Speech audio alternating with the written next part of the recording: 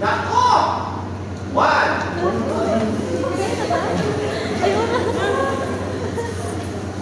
Oh, hematological. Ako maganda to, hematological. Duduguin kayo. Hindi na pag na-start to ano, hindi pa rin na-start, sabi, wow! Wow! There's ano to? Ano to? TikTok to? She's smiling at me, just me a pathway. Diba? Ano ba yung gagawin niyo? She's smiling at me, she's saying that way. Okay. Let's start with President. Group 1. Group 1. Unahin natin yung katukayo ko. Yung marabot. Give me one. Yung methodological test. The most common of all laboratory tests. Complete blood count. Wow. The abbreviation of complete blood count is? CBC. Ay, gusto ko ang hirap ako. Parang inisip mo niya. Complete blood.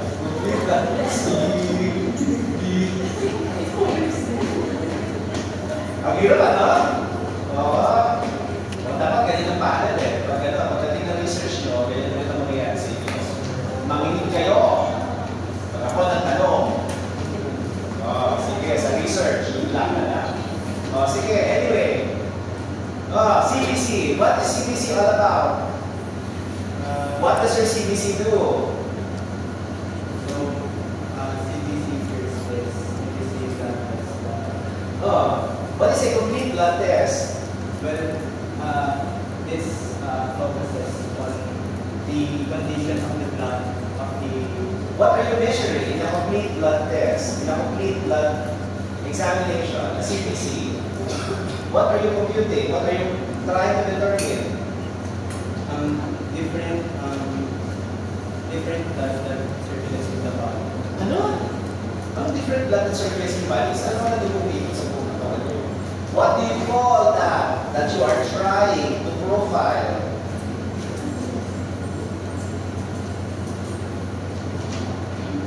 Anong parte ng dugo nyo ang minimeasure nyo pag nagsabi kayo ng complete blood test or CBC or complete blood count? Count! Ano ba ang nabibilang nyo? Ano ang nabibilang nyo sa dugo? Complete blood count. So, ano binibilang nyo?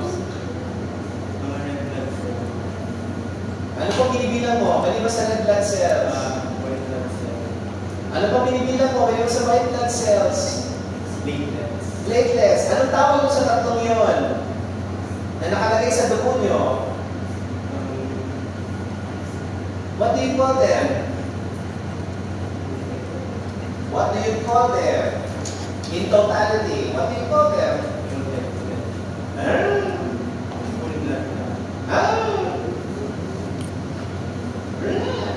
So you don't know the components of your blood. What are the components of blood? Sige, pabalik tayo. What are the components of blood? What are the two basic components of blood? Sige, kaya mo yan. We have what? Plasma. Plasma. And the other one is? The formed elements. The formed elements. Yun lang gusto ko makuha sa iyo eh. Your red blood cell, white blood cell, and platelets are your formed elements. So which part of the CBC is indicative of your red blood cell? Anong pinaka-importante parameter is indicative of red blood cell in your CBC test?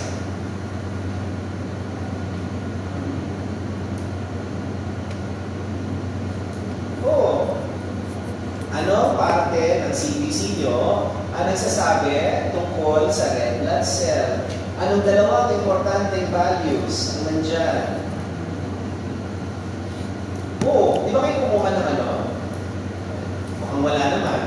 pumunta sa laboratory, tapos kumuha kayo ng blank form ng laboratory exams sa laboratory. Para makita nyo kung ano, ang CBC, isang pulang papel yun. Nandiyan lahat, hinahanap. So what? Two important values is seed that will describe your red blood cells. Anong oras na tayo? Hanggang next meeting to, Thursday. 7:30. 7:30. At least mas malamig naman sa Thursday, di ba? So, kapag masyado malamig, tapos nanginginig kayo, tapos nanginginig pa kayo sa akin, tapos frozen na yung utak nyo, wala na masasagot. Kumain ba kayo? What? Hi! May nakalagay ba doon sa laboratory test na oxygen? Dapat kumuha kayo kung alam nyo yung hematological kayo. Sana kumuha kayo ng tayo laboratory, hindi kayo ng humingi kayo ng papel ng CBC test result at tingnan nyo kung ano yung laman ng CBC test result. Diba? Pwede nyo naman tingin sa mga medtech friends nyo naman. Ano ba kayo? Kayo ba ay magkaibigan sa mga medtech yung counterparts? Pwede ba kayo makinig, diba? Masyado ba kayo shy? Hindi ba socialization yung dapat? Siguro nung panahon natin, takbo kami sa ang College of Pharmacy namin sa UP Manila, nasa Padre Paula. Ang mga medtech nasa Pedro Hill. So takbo kami sa Pedro Hill, nag-aaral kayo ng kaibigan sa Pedro Hill. Yung sa mga medtech sa public health, hindi naman ng lab results. Yung lab ko lang, hindi naman kailangan ng lab results. Or nakikiusap kami sa laboratorio, alam nyo, it's time to socialize, guys. Use every means possible to obtain what you need to obtain. When I ask you for a report, I only ask you for a hematological report. O CBC. Wala. Dami ko na dinadal dito. May pinag-usapan pa kayo tatlo. It's money that's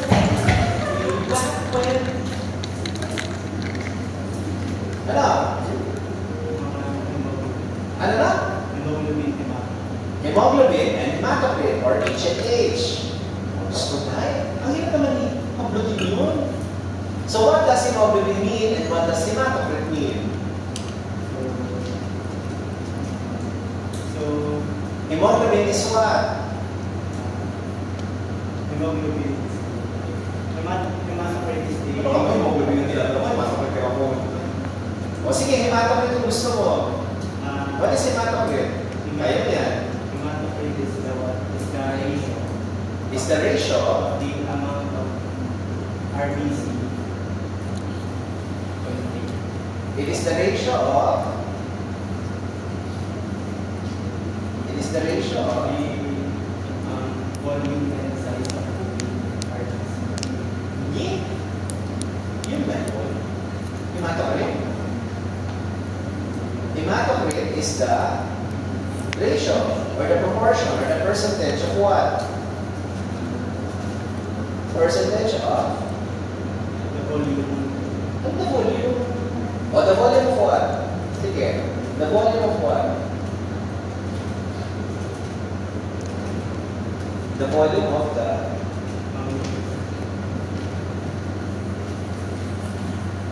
volume of the volume of the red cell mass. Yung volume inoccupied ng red cell nyo in proportion to the total volume of the sample. So, pag kayo ay kumuha ng hematocrit, you spin the blood so that your red cell mass will settle down and the upper part is your plasma. So, if you compute the measurements, it's supposed to give you the red cell mass, which is your hematocrit, which is around 40% or even less than 50%, which is normal. Pero pag mababa siya, mababa siya, mga 30, 20. Sa mga kasarian, sino ang mababa ang hematocrit? Ha? Babae. Bakit mababa ang hematocrit ng babae? Dahil yun? Dahil yun? Yung sa babae ko na Kung ano naman yun? What does it mean? Blood what? Blood? You have red blood cell. na-excrete ko ng babae. Excrete. Ang bawal ang excrete. Hindi naman pwede yung vagina. You don't excrete blood from the vagina. There is blood loss. You lose blood every time the female menstruates. Siguro yun tama yung mga terms nyo ha. Pag sinabing excrete, isa lang nag-excrete, ang puwet. Yung puwerta, hindi nag-excrete yan. It will secrete substances, but it will not excrete. It will not excrete blood. It will lose blood. Okay? So anyway. So ano hemoglobin?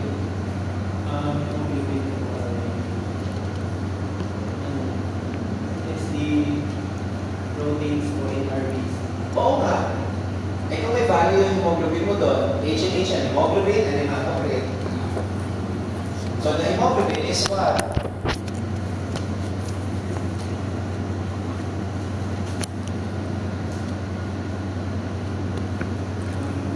Marker po siya for Ano to? marker for Marker na? for anemia. Sandali, wala pa ako sinasabing marker naman. Ano yung hemoglobin? Your hematocrit is the ratio of the red cell mass to the volume of the sample. Okay? Your hemoglobin is the amount of hemoglobin found in that red cell mass, which is normally computed. Kino-compute ang hemoglobin levels based on the hematocrit. So kung mababa yung hematocrit mo, it stands to point na mababa din ang hemoglobin mo kasi yung hemoglobin mo ay naka-attach sa red blood cell. And there's only a certain proportion of hemoglobin that is attached to red blood cell. So it is computed. Tanungin nyo sa metexpression kung paano ma-compute from a hematocrit to hemoglobin. And sometimes it is normally done by the computer itself that did the reading. So H and H is a red cell index. A red cell is the description of the red cell in your blood.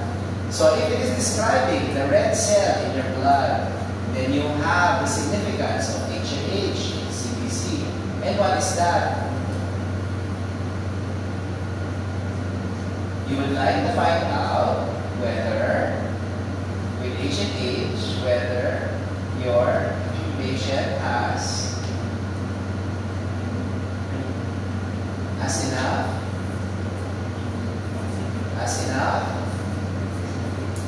enough red blood cell and enough hemoglobin to do the function of a red blood cell. What is the function of a red blood cell? What is the function of a red blood cell? It should? It delivers oxygen. So if you have very low hemoglobin hematocrit, that means your body has very poor delivery of oxygen. So pag poor delivery, ano sintomas ng pasyente? Anong sintomas ng isang pasyente? Kulang ang oxygen na dinideliver sa kanyang mga organs. Oh, mag-iisip kayo, kulang ang oxygen na pumasok sa katawan mo, kulang ang kumakapit na oxygen. So anong mangyayari? Number one, you have what? You have? You have what? You have difficulty breathing. Kasi kadoble ang inhale mo, exhale mo para makapasok ng oxygen. Kulang ang hemoglobin mo. Kulang ang red cell mass mo that holds hemoglobin. Oh, what else will you be feeling besides difficulty of breathing or shortness of breath? What else? Rapid heart rate. ano pa?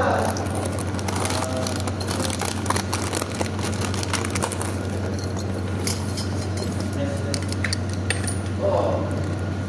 Pag naglakad ka, tumakbo ka, sa tingin mo, ano mangyayari sa'yo? Hindi mo kakayanin yung 1 kilometer, nilatakbo sa'yo ng fun run, kasi mababa ang hemoglobin yung masakit mo. What do you call that? This is known as?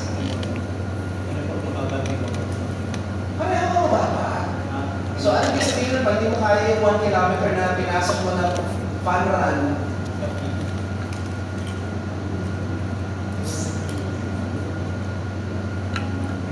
na dati ginagawa ko naman noon. Ginagawa ko noon, 1 kilometer, hindi ka hinahapo. Pero ngayon, kung bumaba yung hemoglobin ng mga takot mo, hinahapo ka na. What do you call that?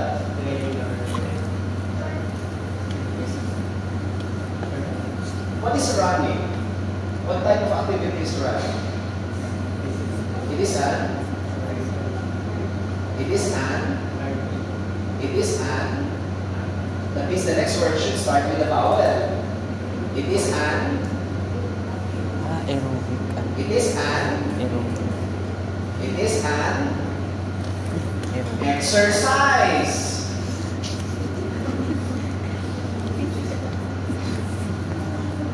Di ba? Running is an exercise. Is there any other person here that tells me that running is not an exercise?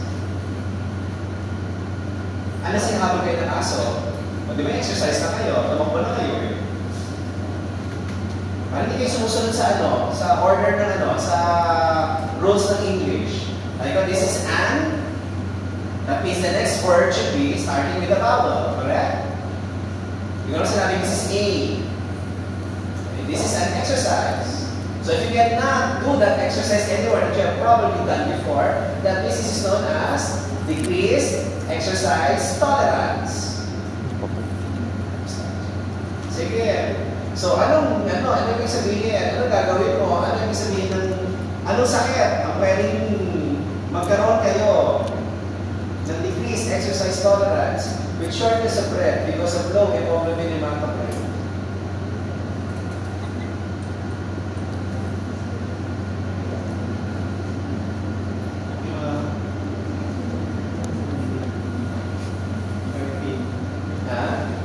It sounds like the number 6 in Tagalog.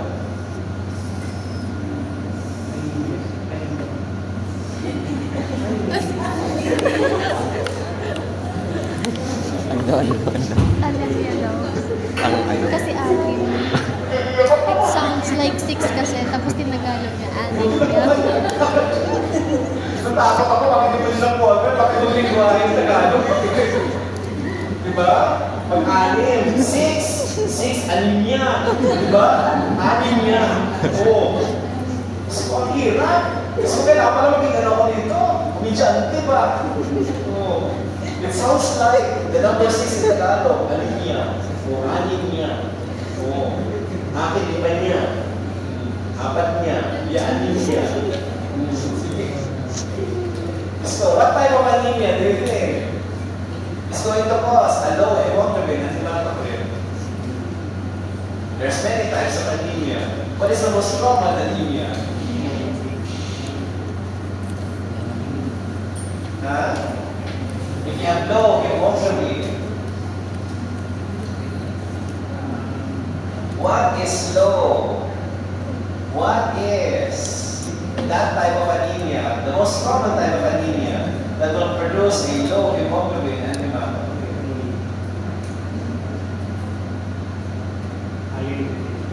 Ano pa kayo ulit? Oh, sabi ko ulitin mo lang.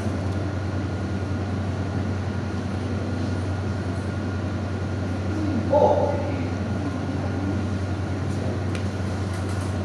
Hindi ka makapagpapatay yung bahay na wala ito.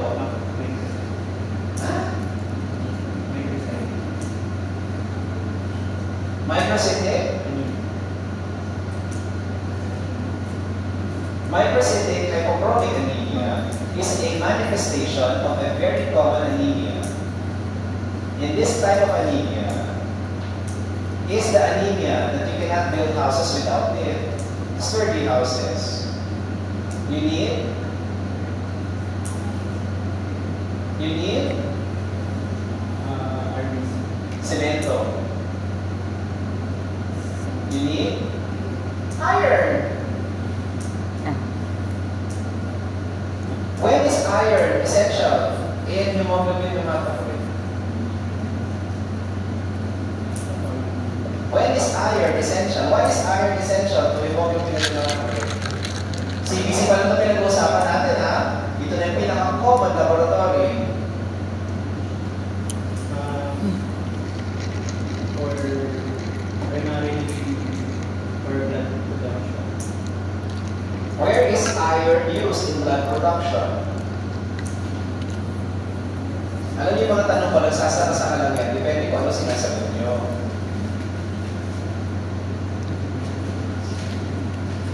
Buti lang hindi Miss Universe ito kasi kung hindi, wala. O, ano? Anong parte ng blood production niyo needs iron?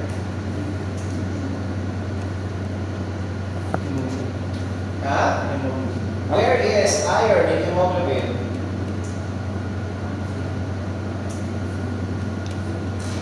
Where is iron in hemoglobin? Ano oxygen? Nasaan sa molecule ng hemoglobin niyo ang iron? Ano ang lokasyon ng iron sa hemoglobin niyo? Molecule niyo? Nasaan siya? Saan ang location niya? Buksan niyo ang structure ng hemoglobin. Saan niyo siya makikita? Nasa? Hello.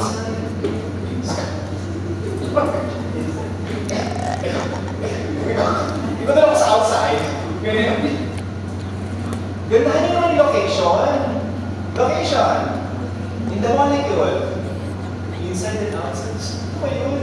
Yung location ko gano'n sa molecule. Inside. It is found in the? What is the location of iron in the hemoglobin molecule? It is found in the? Pag sinabi mong gitna, English translation.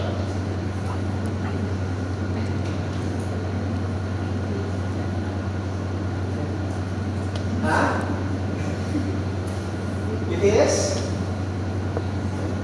If you see, siguro pa may cellphone kayo, hanapin niyo yung hemoglobin molecule, you will find that the iron is at the center. It is the central core of hemoglobin. Iron is necessary as a major ingredient in the formation of hemoglobin. It is the heme component of your hemoglobin, and it is found in the center. So without iron, you cannot produce hemoglobin.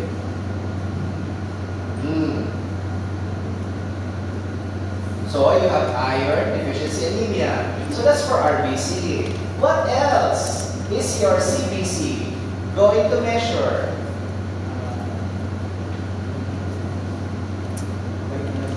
White blood cell. So what part of the laboratory will tell you the status of your white blood cell?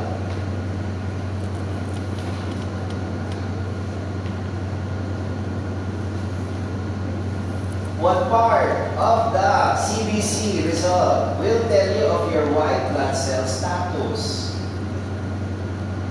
Sabi ko sa inyo, you are not exempted from not interpreting the laboratory result. Kasi dito nyo makikita kung gumagana ang mga gamot na binibigay nyo sa pasyente nyo. Hindi nyo lang tinitingnan ng pasyente nyo clinically na maganda na itsura. Pero pag tinignan yung laboratory, parang pangit pa rin. So you need to correlate with laboratory and the appearance of your patient. O what part of the CBC result will tell you? Wow, bilis ako sa 7 na. Nakakadalawa pa lang tayo. Tinututukan ko ng CBC kasi it is the most common laboratory test. Sigurado ko sa buong tanong buhay nyo, 100% of you has a CBC result. Imposible isa sa inyo walang CBC result dito. Tama? Tama. Nakakita na ba kayo ng CBC result niya? Nakakita na ba kayo ng CBC result nyo? Nakita niyo na ba yung CBC result nyo? Di ba kayo pinapalaboratory ng ng perpetual? O, pinapalaboratory kayo, di ba? Para kumita yung hospital, di ba? O, libre. O, basta alam na libre. Di basta alam nakita niyo dapat yung result nyo. O, sigurado ko maraming CBC result dito pag napakakapalang lipstick. Ilang CBC result na, pag makapalang lipstick, maraming CBC result yan. O ano na? What will tell you the WBC? As well as the dalawa yan. The WBC differential count and the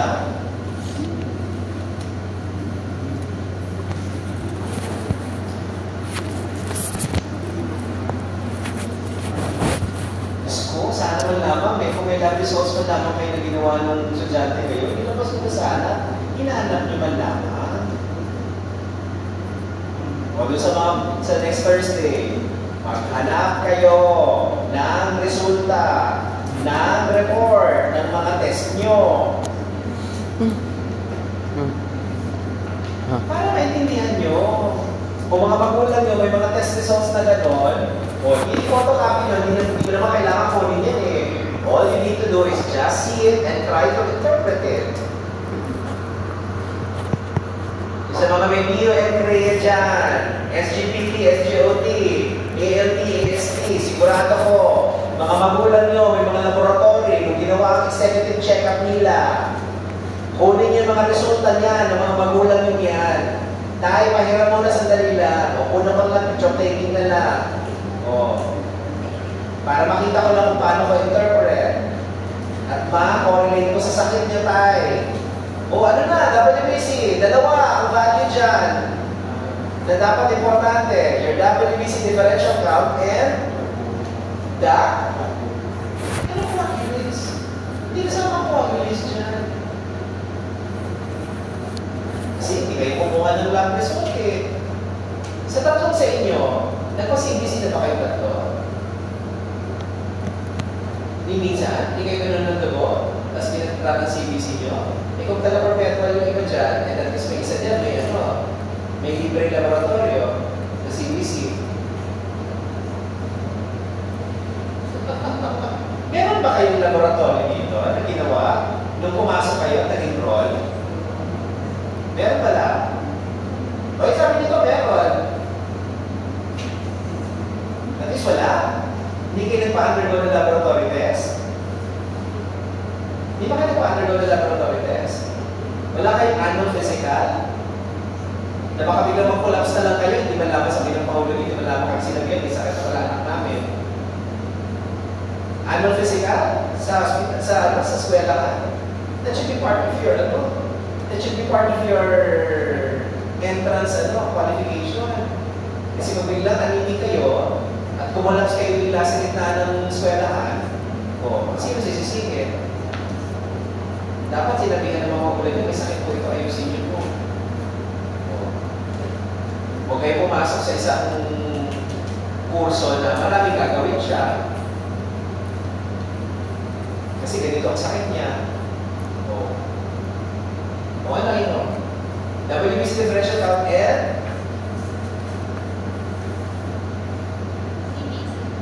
the C CBD CBG hindi. There are two values to the WBC count. One is the WBC count itself, kung ilang WBC ang bilang sa katawan nyo. Second is the differential of that count. The differential of the count is the percentages of the different WBCs. What are the different WBCs in the blood? What are the different WBCs in the blood?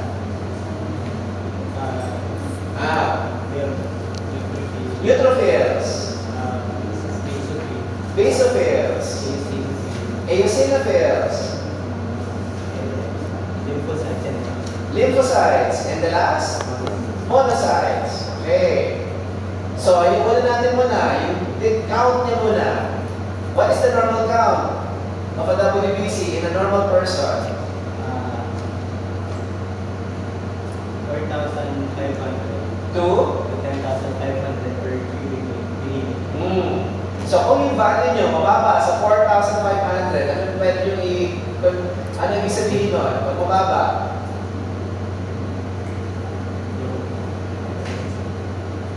Ano ibig sabihin? Pag mababa ang WBC count ng isang tao? Below 4,500.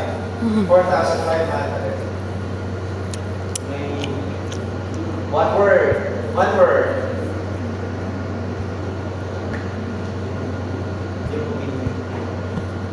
Leukopenia. But what did leukopenia tell you? Leukopenia is just the terminology of a low white blood count. So what does the leukopenia tell you? If there's a increase in WBC count, the immunosuppression. There is immunosuppression. Okay. So if your white blood cell count is very high, more than 10,500, assuming, theoretically, what should it indicate? There's a leukocytosis. Oh nga, that is the term of mataas na WBC. So what does it indicate? Usually infection, malignant. The first thing that should come to mind if you have a very high white blood cell count is the presence of an ongoing infection. If it is too high already, too much, pero wala kang sa tingin mo yung pasyente may infection, that's the time that malignancy comes in. These are your leukemias, etc., etc. Pero yung mga slightly high lang, or a little bit higher, it is normally a sign of infection. Sige, pinaka-basic ng WBC count. So, punta tayo sa differential count. So, depende sa breakdown ng differential kasi percentages ang binibigay ng differential count. So, ano ibig sabihin? Pag masyado mataas ang neutrophil, ano ibig sabihin pag mataas ang neutrophil? Besides acute infection, what does it indicate as far as the type of infection is concerned?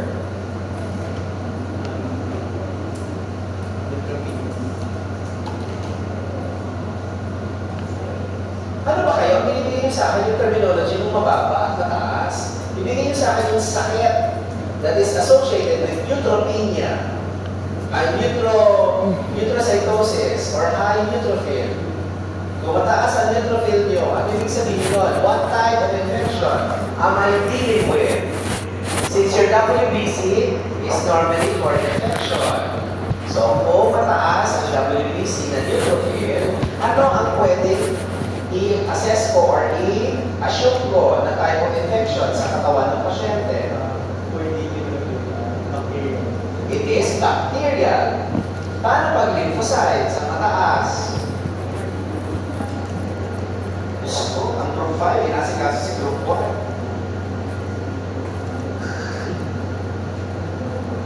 Mamatawag ko na group 3 next. Ha? It is viral. But what if eosinophils ang mataas? It is parasitic. Ganun mag-interpret ng WBC count or WBC differential.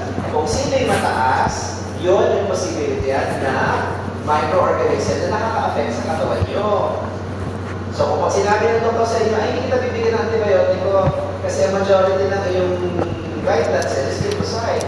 It's basically viral. You don't need, all you have to do is rest and take paracetamol. But if you have a neutrophil that is very high, okay, then we assume that it is a bacterial infection, and that's the time I'll probably give you an antibiotic. And if it is eosinophil, maghahanap ako kung saan nagagaling yung parasite na yan. Pwede ako magpastulik para hanapin nyo, parasite na yan. At bibigyan kita ng anti-parasite na gamot. Or what about basophils and monocyte? Basophil is for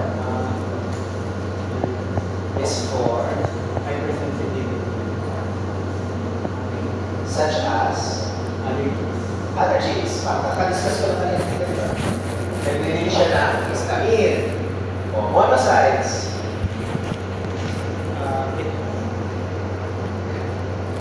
Fights bacteria. Monocytes turns into one type of cell in the tissues. Your monocytes does not stay very long in blood. Your monocytes automatically go to the tissues and they transform into macrophages. Okay, so tapos na tayo sa RBC, tapos na tayo sa WBC. Yung pangatlong formed element, platelet. Is a platelet a cell? Is platelet a cell? It is not a cell.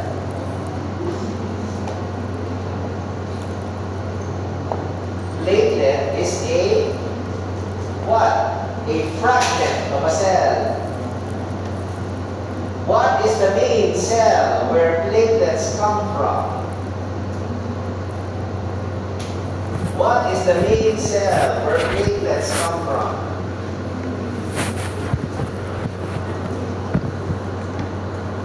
Kapangalan nito ni Sharon.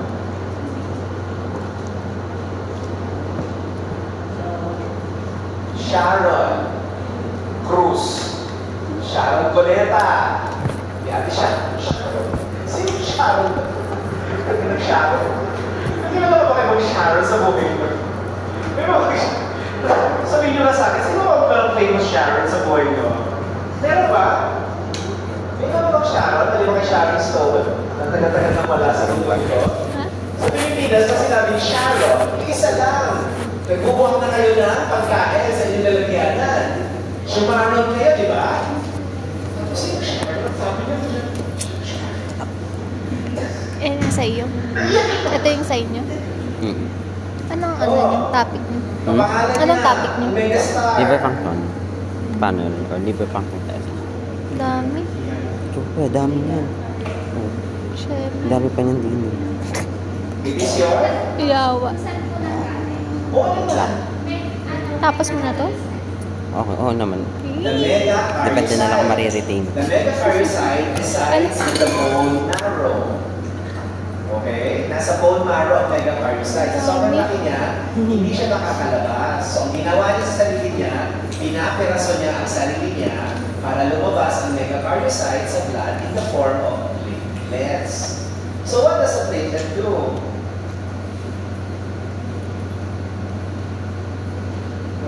What does a platelet do? Bago tayo pumunta sa next number 3. Oh, hindi na ako bubulot. Sa next meeting, 3 agad ang number 1.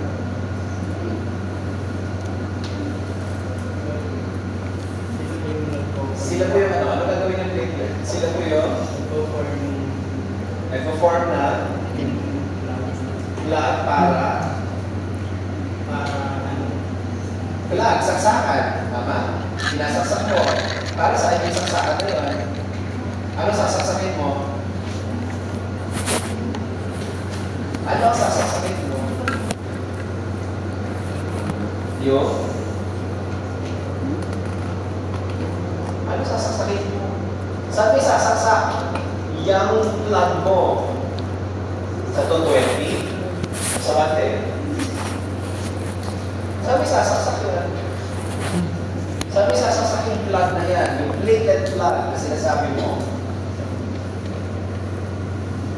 So, pag may GC kayo, sigurado ko, buong araw, buong gabi, naka-GC ako. So, ako ang pinaka-number 1 social media viral sa GC. Sigurado ko.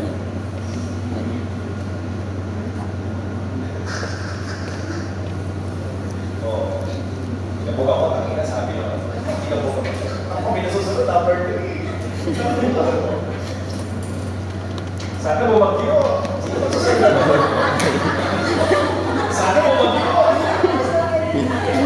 Kasi may darating. Sino may susunod? Hindi. H na ba? Si Ente. E, F.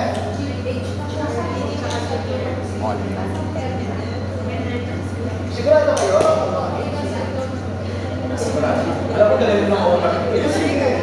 Pag yun na naman. Alam nyo, I've been there, done that, thought about it. Did everything that all you guys are doing. O ano na? Dami ko pa sa kanya, di ba nakukuha? O, saan isasaksak yung printed blood niyan? Ha? Sa puwet. Bakit hindi mo masaksak mo sa puwet? Ano isasaksak niya? Tawa si si Miss Minchin. Di ba si Miss Minchin may head ba? Yung nagpaparusa kay Princess Sarah. Di ba? Naka-head ba si Miss Minchin? Tapos sila yan, Sarah! Ano? Ano yung vascular na yun? What organ? What tissue? What do you call that organ or tissue? Kung saan yung isasaksak yan? Isasaksak nyo isasaksak nyo kung saan merong injury ang blood vessel nyo. Okay? Kung may butas ang blood vessel at kaya i-clot ng platelet blood para hindi kayo mawalan ng dugo. So what is the normal value of your platelets? 150,000. To?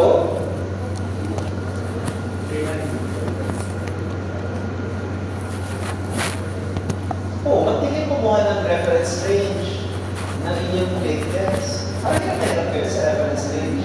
Kanina binigyan nyo kami ng reference range ng WBC. So may reference range ang inyong platelet. 150,000 to 450,000. Okay. So pag mababa, anong tawag doon? Sa term na mababa ang platelets? Thrombocytopenia. Pag mataas, thrombocytosis. Anong sakit ang pwede mong i-associate sa thrombocytopenia? Kunyari, 10,000 na lang ang platelet mo. Nilalagnan ng pasyente, 3 araw na. Hemorrhage yan. Hindi ka dugtong yung hemorrhage eh.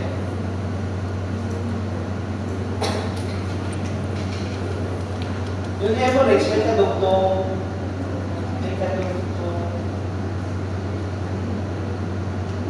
Mababa ang platelet, ilalanat yung bata, 3 araw na.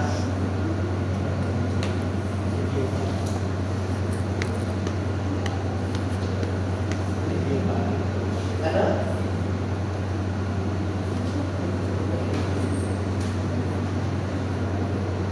Ano sakit ang pwede nyo associate? Kung nasa Pilipinas kayo, at mababa ang platelet ng isang tao na nilalagnat na for the past 3 days, 4 days.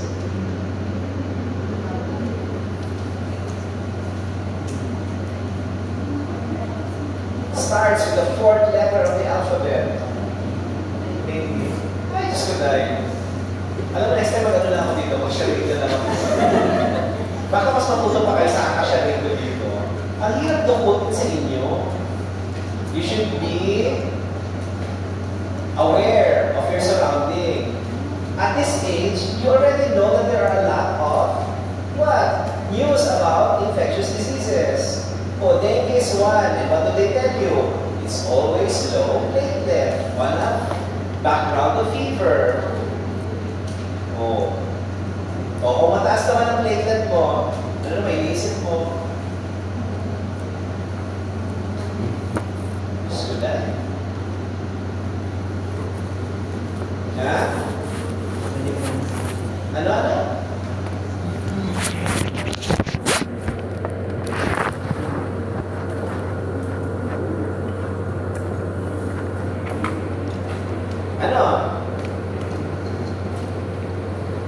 Pag mataas, pag may thrombocytosis, what is going to be your possible diagnosis if you have very high platelet count?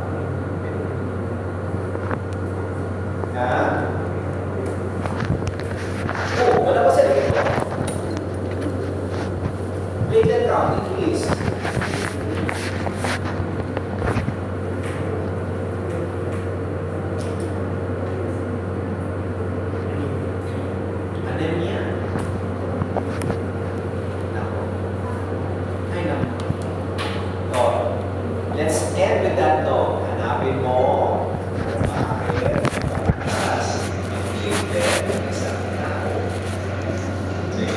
call it a day.